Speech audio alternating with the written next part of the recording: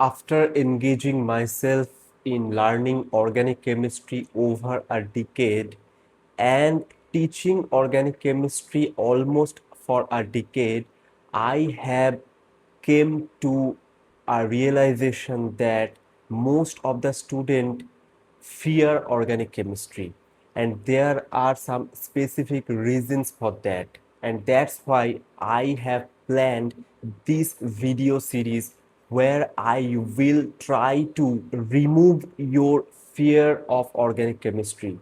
It doesn't matter whether you are a fresh chemistry student who just have passed the HS exam, or someone who already passed BSc and master degree but still your organic chemistry sucks. This series will help all of you. So this is the first video of this series, and here I will tell you the specific reasons why your organic chemistry sucks. So if you ask me why your organic chemistry is weak and why you don't like organic chemistry, I can give you several reasons. The first reason is, of course, most of the students, they never really understand organic chemistry. They just memorize the things, and their goal is only to somehow score in the exam.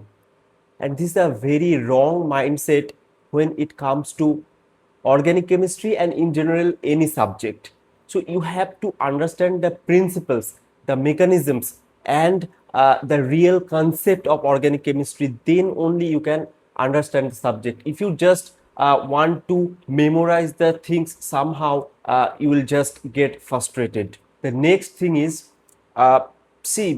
chemical bonding is a very important part in chemistry, and most of the people, they don't understand chemical bonding properly. They don't have proper idea of chemical bonding. But when it comes to organic chemistry, it is very, very important, because uh, before we start to understand the mechanism, the reactivity of any particular molecule, we first should have the understanding of its structure. If you don't have the proper understanding of the structure of a particular molecule, the molecular orbitals, the distribution of electrons, all these things, then how can you understand the reactivity? So understanding chemical bonding is very, very important, and you have to visualize the molecule. For example, a carbonyl group, if you take a carbonyl group, you have to visualize the molecule.